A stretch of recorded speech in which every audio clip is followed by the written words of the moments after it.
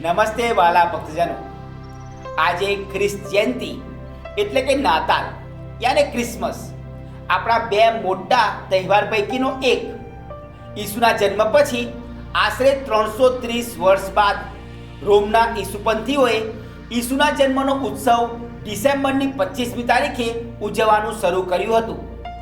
25 December તારીખ પસંદ કરવા પાછળ કદાચ એ કારણ હોઈ શકે કે ત્યારે રોમના વિધર્મીઓ 25 ડિસેમ્બરે સૂર્યનારાયણનો તહેવાર ઉજવતા હતા, જેને તેઓ સૂર્ય જન્મના તહેવાર તરીકે ઓળખતા અને માનતા હતા કે આ દિવસથી અંધકાર હવે નષ્ટ થાય છે। પણ પ્રભુ પ્રકાશ રૂપે તો ઈસુ આ જગતમાં અવતર્યા અને પાપ તથા તેનાથી થનાર મૃત્યુનો અંધકાર તેમના દ્વારા દૂર થયો। શબ્દ માનવ થયો હતો। ખ્રિસ્તનો જન્મ એટલે મુક્તિદાતાનો જન્મ, માનવ જાતને પાપ અને તેનાથી થતા મૃત્યુથી સજામાંથી મુક્તિ આપવાનો દિવસ। આજે પાપ અને મૃત્યુના અંધારા દૂર કરનાર મુક્તિદાતાના જન્મના વિશિષ્ટ પાસા પર મનનચિંતન કરીએ। પ્રથમ, જેના જન્મથી સૃષ્ટિના ઇતિહાસમાં એક નવી તારીખ શરૂ થઈ, એક નવા યુગનો પ્રારંભ થયો।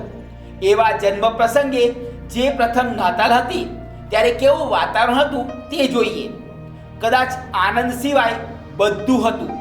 કુમારી મરિયમ ઈશ્વરની ઈચ્છાને સ્વીકારીને કુમારી માતા બનવા માટે પોતાને ઈશ્વરને હવાલે કરે છે।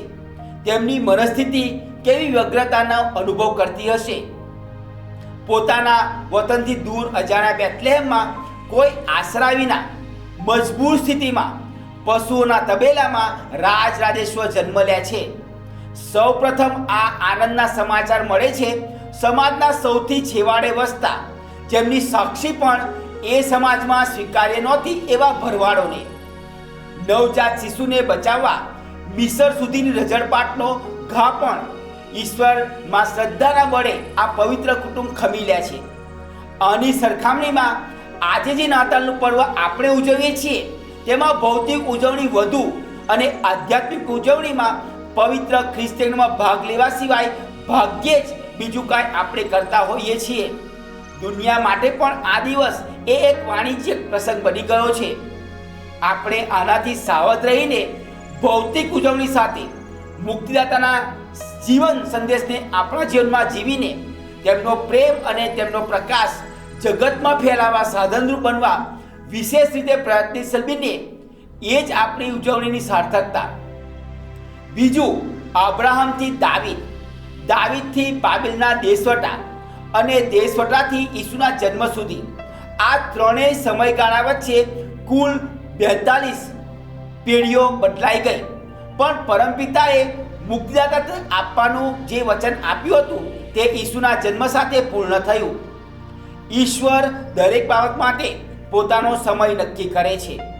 આપણો સમય એ ઈશ્વરનો સમય નથી અને તેથી આપણને ઘણીવાર એવું લાગે છે કે આ ભગવાન શું કરે છે, કે ભગવાન ક્યાં છે। પણ અબ્રાહમ જેવી શ્રદ્ધા જ આપણને તેમના લાયક સંતાન બનાવે છે। નાતાલ એ પ્રેમ અને પ્રકાશનું પર્વ છે।